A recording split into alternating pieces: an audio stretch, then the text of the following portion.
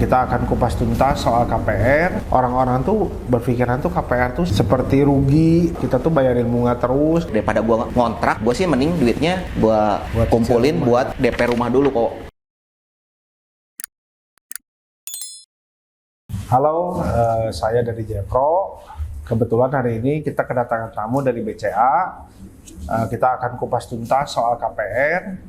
Dan ini siapa, Bro? Saya Dulu namanya, Bro? Saya Michael dari tim KPR BCA Bandung. Nah, kalau kita ngomongin secara apa ya, maksudnya kita tuh untuk orang-orang awam di luaran, sebetulnya KPR itu sebetulnya menakutkan apa enggak sih? Karena yang saya tahu di luaran tuh orang-orang tuh berpikiran tuh KPR tuh seperti rugi, satu itu, terus kedua kita tuh bayarin bunga terus katanya gitu. Sebetulnya kalau dari gue ya. Lu, Ini gue jawabnya sebagai nasabah KPR atau sebagai dari bank BCA-nya nih? sebagai apa ya? Anggaplah gue nasabah BCA. Anggap lu sebagai nasabah dulu deh. Kenapa KPR penting gitu ya? Hmm. Boleh dibilang nih, awal gue nikah, gue juga belum punya rumah nih kok. Belum punya rumah. Masih tinggal di PMI lah.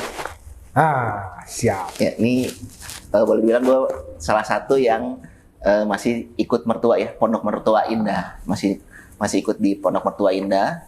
5 tahun nih kok, lumayan lama. Karena memang gue kesepakatan nih sama istri, lu mau ngontrak, lu mau ngontrak atau misalnya lu mau masuk ikut dulu nih sama mertua.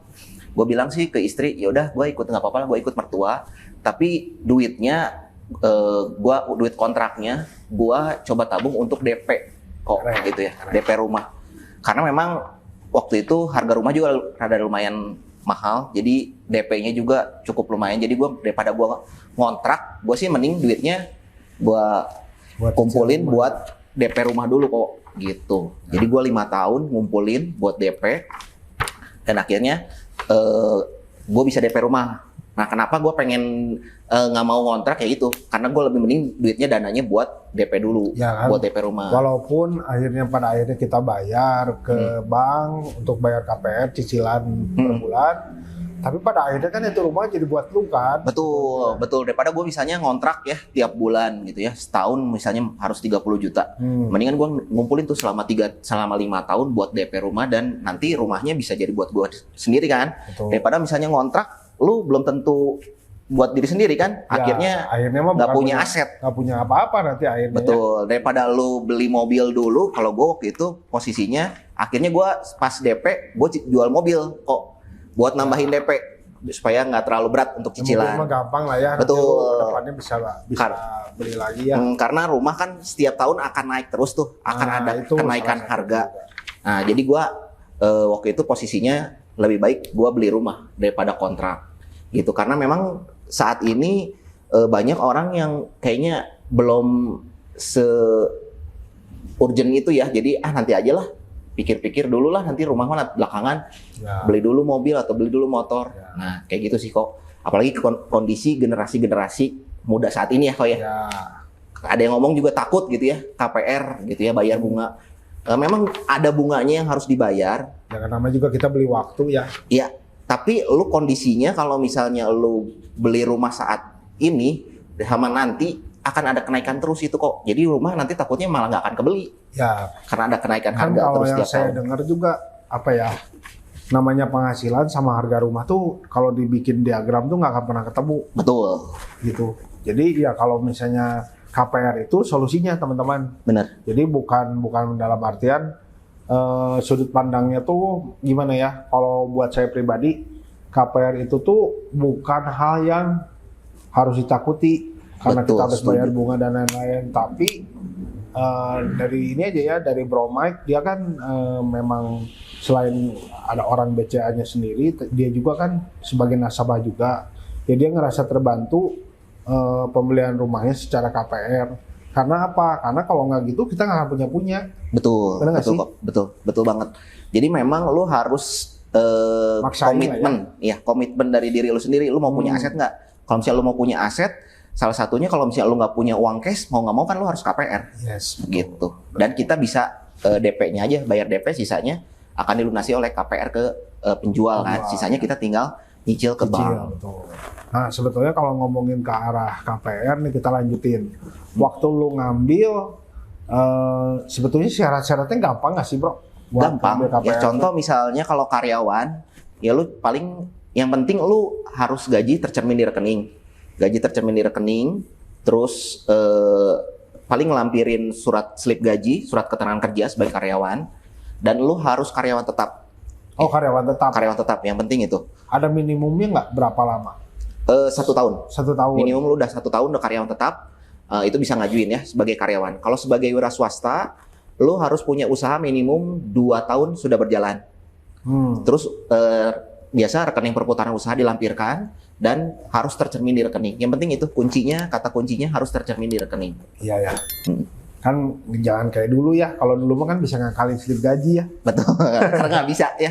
Karena Ya. kita akan verifikasi di rekening ya. Kalau di bank, semua Kalau bank nggak pasti harus kelihatan, nggak tertera, ya percuma ya. Ya, Maksudnya betul. kalau misalnya bikin slip gaji gede-gede juga ya. betul. Jadi nggak bisa diakalin sih kok. Ya benar. Nah, kalau udah ngomongin gitu, kita kan lebih gampang lagi nih untuk mau yang ngajuin KPR. Di sini juga saya dapat data dari Bank BCA bahwa dia tuh nyediain masa fix yang ada dari 3 tahun, 5 tahun, sampai 8 tahun dan 10 tahun. Betul. Ya sebetulnya ini kalau buat gue pribadi sih kalau ngelihat ini ya kita sebagai karyawan ya anggapannya ada masa fix sampai 10 tahun gini, berarti kan kita tuh bisa ngatur keuangan kita 10 tahun ke depan, betul nggak? Betul. Misalnya anggap kata kita punya penghasilan sekian, dengan fix 10 tahun itu tuh berarti kan penghasilan kita tuh fix memang kepotong buat KPR, jadi kita ngatur keuangan juga lebih enak ya. Betul. Nah di sini kan kita untuk suku bunganya boleh dilihat nih KPR BCA cukup banyak nih Produknya. ya produk jenis suku bunganya programnya ya? dari fix 3, fix 5, fix 8, fix 10, fix and cap dan ada juga sekarang fix berjenjang ya. Jadi cukup panjang dan maksimum saat ini bisa sampai dengan 10 tahun. Jadi jangan takut gitu ya. Apalagi sebagai karyawan karena asumsinya karyawan kan setiap tahun pasti akan ada kenaikan gaji tuh ya. Kita Jadi aminkan seperti itu ya. betul. Jadi jangan takut sih kalau menurut gue ya untuk KPR. Gitu sih kok. Iya. Oke, jadi ya memang better gini ya. Maksudnya kan yang sering diomongin orang-orang di luar sana tuh kalau setelah masa fix itu kan ngeri itu katanya ada floating dan sebagainya. Biasanya kan orang rata-rata tuh ambil fix cuma 5 tahun, 3 tahun, 5 tahun, setelahnya floating. Nah di sini bisa sampai fix 10 tahun teman-teman. Ya, jadi teman-teman bisa ngatur keuangannya 10 tahun ke depan dengan lebih baik sih. Betul. Jadi bisa ngatur. Jadi kalau misalnya contohnya gua sebagai nasabah BCA ngambil jangka waktunya 10 tahun. Kalau lu mau aman, nggak mau ada kena floating dan lain-lain, ya lu ambil yang fixnya 10 tahun aja. Jadi selama 10 tahun lu udah pasti nih nyicilnya angsuran segitu. Tapi kalau seandainya lu pengen ngambilnya yang fix 3 tahun karena suku bunganya lebih murah nih yang fix 3 tahun. Ya, pasti ya. Jangka waktu lu ngambil 10 tahun. Nah, lu nggak usah takut juga kok untuk KPR di BCA karena di KPR di BCA kita ada namanya yang produk atau program yang namanya migrasi suku bunga. Jadi contohnya nih ya, contohnya misalnya lu kok ngambil rumah di TKI lah, secondary. Saat ini berapa? Misalnya CM lah ya kok ya. CM aja. CM secondary. Ngambil suku bunga fix 3 tahun ya, fix 3 tahun. Jadi contohnya 3 tahun pertama lu 375 nih. Tahun keempat sampai tahun 10 floating dong. Yes. Ya, anggaplah lu 3 tahun pertama nyicil angsurannya 5 juta lah ya, 1M, 5 juta. Nah, tahun keempatnya lu floating di 11, saat ini kita KPR BCA floatingnya di 11%. Oke. Nah, anggaplah di tahun keempat lu jadi angsurannya yang tadinya 5 juta, anggaplah jadi 7,5 juta. Ya lumayan ya. Naik, ada kenaikan ya, nah kaget. Nah, kalau di KPR BCA lu nggak usah takut kok, kita ada namanya program migrasi suku bunga. Oke. Lu bisa kembali, kata kuncinya adalah kembali ke suku bunga program yang berlaku saat itu. Oh, berarti kalau misalnya saya bantu jelasin, berarti kalau misalnya sekarang fix 3 tahun 3,75. Nah, Mungkin kalau orang yang sekarang udah masuk masa floating, mengajukan lagi migrasi bunga ini, kita bisa balik lagi ke 3,75 bukan. ini. Contohnya, anggaplah di tahun keempat itu lagi ada program HUT BCA juga nih. Oh, oke. Ya, anggaplah di situ lagi ada produk juga HUT BCA-nya 375 juga fix 3 tahun kok. Atau misalnya bisa lebih murah, misalnya 275, kita nggak tahu nih 3 tahun ke depan lagi ada suku bunganya programnya apa. Nah, kita bisa kembalikan atau bisa mengikuti suku bunga program tersebut kok. Kita migrasikan 3 tahun lagi. Jadi lu nggak usah takut floating. Jadi yang misalnya tadi lu cicilnya 5 juta sebulan, misalnya lagi ada program migrasi 375 juga tuh 3 tahun lagi. Nah, lu migrasiin. Jadi lu anggap nyicil lagi 3 tahun lagi. Gitu sih kok. Cuman memang ada syarat dan ketentuannya. Nah, apa gitu. tuh, bro? Syaratnya minimum memang lu harus ada sisa 3 tahun sih. Minimum sisa 3 tahun. Sisa jangka waktu lu 3 tahun. Tenor jangka waktunya 3 tahun. Masih ada sisa 3 tahun itu, sama tidak boleh ada 3 tahun tunggakan. itu minimal. Minimum sisanya 3 tahun. Kalau misalnya sisa tenor yang kan fix 3 tuh, gua ambil 15 tahun misalnya. 15 tahun. Biasanya sisa 12 itu masih tetap bisa kan? Masih bisa, betul. Pokoknya minimal 3 tahun. Di bawah 3 itu tahun. nggak bisa. Iya. Oke. Betul. Terus apa lagi, bro? Syaratnya itu minimum sisa 3 tahun sama nggak boleh ada tunggakan. Tentunya kita harus kasih produk ini, migrasi suku bunga ini ke nasabah KPR BCA yang bagus-bagus sih kok. Gitu. Jadi Berarti nggak boleh ada kolek tunggakan. udah nggak bisa. Nggak bisa. Restruktur juga nggak bisa. Nggak boleh. Iya. Gitu sih kok. Jadi jangan takut ya. Kalau misalnya KPR BCA nggak boleh jangan takut yang namanya floating. Ya. Jadi jangan tergiur sama yang suku bunganya fix 1 tahun atau 2 tahun, 3 tahunnya murah banget tapi kita nggak mikirin floatingnya. Kadang-kadang ada yang resiko di situ nasabahnya. Jadi dia nggak tahu nih floatingnya berapa. Tiba-tiba pas di tahun keempat dia kaget angsurannya cukup tinggi. Gitu. Jadi kalau untuk di KPR BCA nggak usah takut. Mungkin yang di luaran sana ngomong jadinya trauma sama KPR, takut sama KPR, dan ngomong-ngomong lagi ke orang lain. Mungkin gara-gara itu mungkin ya salah satunya. Betul kok. Iya. Karena ya kalau kita misalnya KPR dengan pengaturan keuangan yang enak, apalagi kita tahu produk dari suatu bank yang misalnya bisa bantu kita ke depannya lebih enak, lebih nyaman ngatur keuangan kita juga, kayaknya nggak akan separah itu ya. Betul. Ada kaget-kagetan gitu. Nggak akan kaget, betul. Jangan takut floating. Betul. Karena setiap bank itu, khususnya BCA, ada program yang bisa bantu teman-teman dalam ngatur soal KPR ini ke depannya. Betul. Jadi jangan takut teman-teman buat ngambil KPR. Iya, betul. Setuju kok. Oh iya, gue sih penasaran sama satu hal ini. Kan sekarang tuh kan lagi menjamur banget ya, sosmed dan sebagainya sejak pandemi kemarin. Iya. YouTuber makin bermunculan, TikToker makin bermunculan. Sebetulnya kalau mereka mau ambil rumah, sebenarnya bisa nggak sih, bro? Bisa banget kok. Bisa ya? Bisa banget ya, karena memang saat ini banyak banget ya yang bergerak di bidang digital. Tentunya kayak TikTok ya, terus yang selebgram, terus YouTuber juga. Jujur di kita udah cukup banyak yang masuk aplikasi gitu? dari mereka dan kita proses kok. Dan mereka approve. Ada yang approve. Memang minimum ketentuannya asalkan dia sudah berjalan 2 tahun dan seluruh penghasilannya masuk ke rekening. Untuk yang kita gitu verifikasi. Tuh dilihat juga nggak sih? Maksudnya kan kalau izin mah kan pasti nggak akan ada izin lah ya yang kayak gitu ya. Iya. Lu dilihat nggak sih analitik yang dilihat analitik si perkembangan? Kalau YouTube kan ada YouTube Studio tuh, yang lu bisa lihat performanya dari sebulan itu atau setahun terakhir viewers lu ada berapa, subscribe lu ada berapa, misalnya itu. Biasanya sih nanti analis juga akan cross check. Cuma yang penting yang tercermin di rekeningnya itu sih kok. Jadi penghasilannya pokoknya semua poinnya itu ya. Masuk ke rekening, nanti kita akan verifikasi di situ. Dan tentunya sekarang banyak juga kayak TikTok affiliate deh, banyak juga. Oh ya, yang live ya. Ya, itu juga pernah kita proses juga kok. Hah? Serius tuh? Minimum asal dia tercermin di rekening dan udah jalan 2 tahun. Oh, berarti kan itu kan gua nggak tahu sih ya, maksudnya algoritmanya mereka atau cara mendapatkan uangnya selain dari saweran apalagi gitu ya. Ya gua nggak tahu sih. Kalau biasanya kalau contoh kalau gitu, misalnya TikTok affiliate, jadi dia contohnya misalnya dia bantu ngejualin suatu produk sih, produknya. Ya, seperti itu. Okay. Bukan yang sawer-sawer kok. Oke, siap. Pokoknya lagi ya itu ya. Ya yang kayak gitu ya, pokoknya TikTok affiliate, terus selebgram juga banyak yang endorse pernah kita proses juga.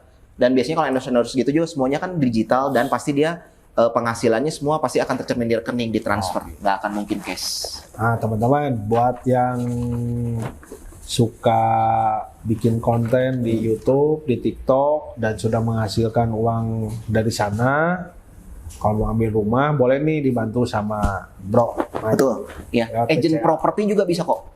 Ya, jadi Oh. teman-teman agent kayak lu gitu banyak banget kok. Dianggapnya sebagai apa sih kalau Profesional. agent? Oh, profesional, Profesional ya. Berarti agent mirip properti. kayak dokter, kayak Iya. apa aja sih yang dianggap sebagai suatu profesi gitu Dokter, ya? ya profesi, ya notaris kayak gitu ya. Agent asuransi juga bisa lu. Dilihatnya dari Agent apa? properti. Average.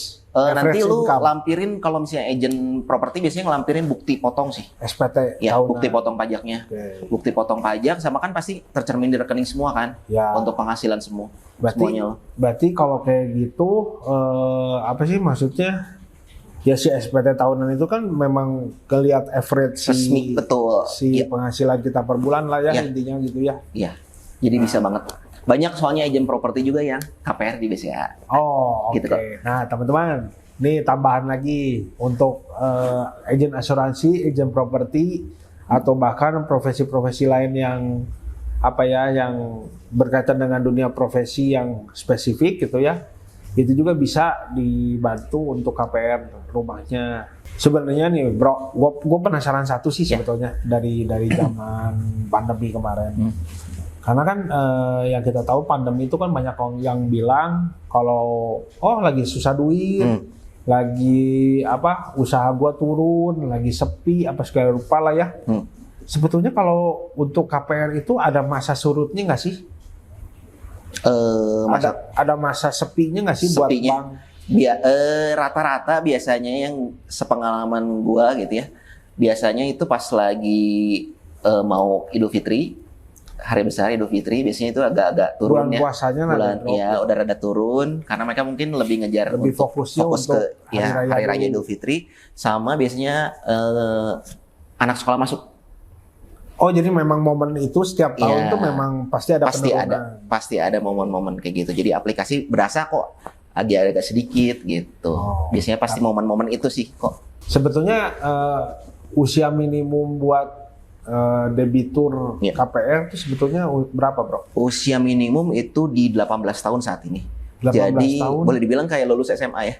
Lulus SMA. Emangnya udah punya penghasilan umur segitu? Contoh misalnya ada beberapa nasabah kita juga yang contohnya dia udah mulai ngebantu usaha orang tuanya sejak dia sekolah. Itu bisa kita proses juga kok. Asalkan memang dia masuk gitu ya, kayak digaji sama orang tua gitu ya. Masuk ke rekeningnya dia, Ya, bisa kita tercermin proses. lah ya. Tercermin, betul. Ada penghasilan, kayak gitu bisa. Pokoknya Minimum mau, di 18 tahun. Mau gimana intinya penghasilan tercermin di rekening. Pokoknya intinya itu ya. Betul. Usia minimum di 18 tahun untuk wira swasta dan karyawan. Dan minimum kalau karyawan sudah berjalan 1 tahun dan wira swasta 2 tahun. Sama usia jatuh tempo atau usia pada saat akhir kredit. Untuk karyawan itu di 55 tahun kok. Usia pensiun. Usia pensiunnya di 55 tahun. Tapi nggak menutup kemungkinan juga kalau misalnya dia kerja di perusahaan keluarga. Kan kadang suka dikaryakan sampai dengan usia umur 60, 65. Itu kita bisa kok proses. Asalkan ada surat keterangan pensiun aja dari perusahaan. Kalau untuk wira swasta maksimum kita sampai dengan usia 65. Case by case ya kita bolehlah coba ajukan sampai dengan 70 sih kok. Gitu ya. Oke. Jadi kita nggak kaku sih kok. Ya. Nah, kemarin Bisa juga diskusi. sempat ada yang nanya nih teman-teman ke saya. Sebetulnya kalau ngomongin KPR, minimal penghasilan gue tuh harus berapa sih? Nah, Bro, gue sekalian ada lu nih, gue pengen tanya nih. Benar. Kemarin lu udah sempat nanya kayak gitu juga ya. Ya. Nah, kebetulan memang menarik juga nih ya. Kadang kita nggak tahu nih kalau misalnya penghasilan gua sekarang ini tuh gua bisa KPR berapa power sih? kita ada nggak sih buat ngambil rumah? Sekalian gitu ya? gua infoin nih kok. Lu sambil buka handphone aja kok. Coba masuk. Kita punya karena sekarang udah bergerak di bidang digital nih. Sekalian teman-teman juga. Nah, kita ada yang namanya itu untuk memudahkan masyarakat. Kita ada di website kita, tinggal masukin aja rumahsaya.bca.co.id. Oke. Lu masukin aja kok rumahsaya.bca.co.id. Ini bisa dibuka, nggak perlu download di Play Store karena sifatnya web based kok. Ya. Jadi ini di googling langsung keluar ya teman-teman kayak begini ya. rumahsaya.bca.co.id. Nah, lu tinggal masuk ke simulasi KPR kok. Oke. Masuk ke simulasi KPR. Udah masuk ke simulasi KPR. Nah, di situ kan ada simulasi untuk pembelian, refinancing, renovasi, kemampuan, sama bandingkan bunga. Nah, lu masuk ke simulasi kemampuan kok. Oh ya. Simulasi kemampuan, tinggal lu isi aja datanya sebagai karyawan atau sebagai ruas swasta, usianya berapa, tinggal klik next atau selanjutnya. Ya. Nah, ini lu tinggal masukin.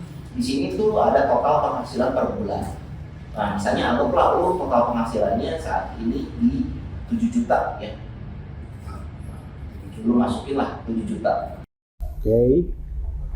Nah, lu masukin total biaya rumah tangga. Total biaya rumah tangga ini termasuk kayak biaya hidup lu sehari-hari. Ya anggaplah single 1,5 juta lah ya. Lu masih belum berkeluarga 1,5 juta plus lu ada cicilan motor atau mobil 1,5 juta. Anggaplah jadi total biaya rumah tangga lu 3 juta. Nah, untuk KPR di BCA saat ini kita bisa jangka waktu maksimum sampai dengan 25 tahun. Khusus untuk pembelian kita bisa sampai dengan 25 tahun. Masukinlah jangka waktu maksimum di 25. Kita ambil suku bunga yang fix 3 yang lagi promo nih. Fix 3 3,75, minimum tenor 12 tahun. Oke. Lu mau DP-nya 10%. Nah, langsung ketemu nih angsuran per bulannya 2.300.000 dengan harga properti yang lu bisa cari itu di 500 jutaan. Jadi bisa langsung. Berarti dengan penghasilan 7 juta per bulan, Ya, dan dengan pengeluaran 3 juta per bulan, teman-teman udah bisa ngambil rumah seharga 500 jutaan dengan cicilan per bulannya 2,3. betul. Ini kurang lebih kayak analisa kasar lah kok. Analisa kasar ya. Iya. Tapi ini oke juga loh, Mas. Dari aplikasi ini kita bisa ngukur kemampuan kita, lucu juga ya.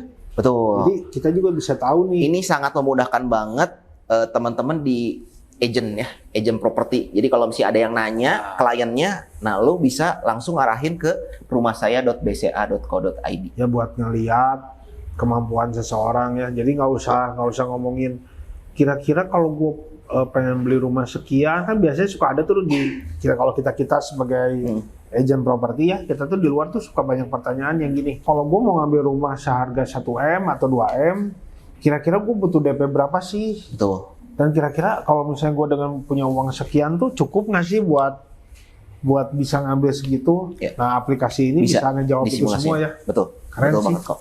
Keren sih. Buat teman-teman yang sekarang mungkin masih kuliah atau baru mulai kerja, jangan takut untuk punya rumah, karena punya rumah itu bukan sesuatu hal yang menakutkan, apalagi kalau misalnya kita ingin minta bantuan KPR dari bank. Karena ya seperti tadi yang Bro Mike bilang, KPR itu memang harus bayar bunga, tapi banyak program-program atau ada program-program yang bisa mempermudah dan meringankan teman-teman dalam setiap pengambilan KPR itu. Benar nggak, Bro? Betul. Jadi teman-teman semua yang nonton nih, jangan takut yang sama namanya KPR gitu ya. Karena akan memudahkan juga buat teman-teman semua untuk memiliki rumah hunian yang didam-idamkan oleh teman-teman semua ya. Jadi jangan takut untuk KPR dan jangan takut untuk floating kalau KPR ke BCA. Nah, Bro, buat terakhir nih, sebelum kita udahan, Ya. lu ada yang mau diinfoin lagi ya soal produk lu? Oke, teman-teman semua, manfaatkan untuk suku bunga program kita ya. Kita mempunyai suku bunga program yang cukup banyak pilihannya. Ada dari fix 3, fix 5, fix end cap, fix 8, fix 10, dan fix berjenjang. Jadi Bapak Ibu semua, teman-teman bisa manfaatkan seluruh program atau produk dari KPR BCA dan jangan takut untuk KPR. Oke, Bro, thank you. Ya, thank you. Waktunya, teman-teman, kita sudah banyak ngobrol ya soal KPR hari ini. Semoga apa yang kita bicarakan hari ini bisa membantu teman-teman atau bisa berguna buat teman-teman di kemudian hari pada saat pengambilan KPR. Nah, boleh kalau misalnya nanti mau kontak kami untuk pencarian rumah dan kontak BCA ke Bro Mike untuk KPR-nya, nanti kita akan tinggalkan nomor kontaknya Michael dari BCA untuk pembicaraan lebih lanjut mungkin dari teman-teman, dan kita akan ketemu lagi di video kita selanjutnya. Dadah. Dadah.